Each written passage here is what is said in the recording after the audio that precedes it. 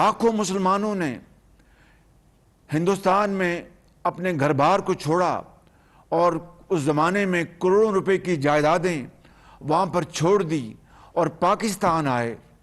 یہ آنکھوں میں یہ خواب بسائے کہ پاکستان ایک ایسا خطہ ہوگا، خداداد ملک پاکستان، جہاں پر ہر ایک کو بلا امتیاز، کوئی غریب ہے یا امیر ہے، کوئی تانگے بان ہے یا دکاندار ہے، کوئی افسر ہے یا کاروباری ہے، کوئی استاد ہے، کوئی لائر ہے، کوئی مزدور ہے، کوئی حاری ہے، اس کو اور اس کے بچوں کو محنت کے بل بوتے پر معاشرے میں ترقی کا موقع ملے گا.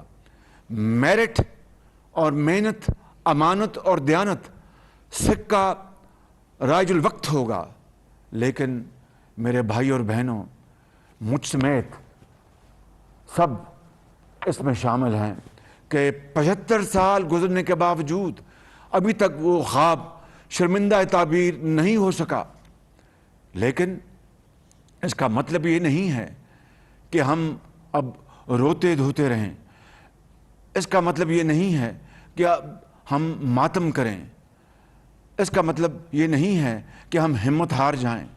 اس کا مطلب یہ ہے کہ ہم اٹھیں، اللہ کا نام لیں اور یکسوئی، یگانگت اور اتفاق کے ساتھ تمام طبقات، سب اداروں کو مل کر، فرد ہو یا کوئی جماعت ہو، چاہے ایک شخص ہو یا پورا معاشرہ ہو، ہم سب کو مل کر اگر ہم یہ فیصلہ کر لیں کہ ہم نے اپنی تقدیر بدلنی ہے، تو خدائے بزرگ و برتر کو گواہ بنا کر کہتا ہوں کہ یہ انشاءاللہ خواب پورا ہوگا اور بہت جلد ہوگا.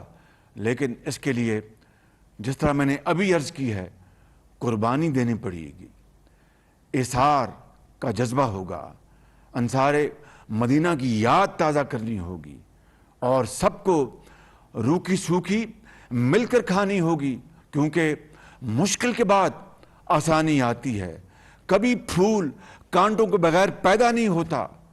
ایک کانٹوں بھرا سفر سے گزرنا ہوگا، پھر انشاءاللہ راحت بھی آئے گی اور منزل بھی ملے گی، اور پاکستان اللہ تعالیٰ کے فضل و کرم سے اپنا کھویا ہوا مقام ضرور حاصل کرے گا.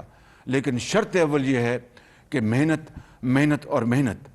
لہٰذا میں آج اپنے صاحب ثروت افراد کو، بزرگوں کو، نوجوانوں کو، بھائیوں کو، بہنوں کو، میں ان کے اس جذبہ اخلاص پر سلام پیش کرتا ہوں.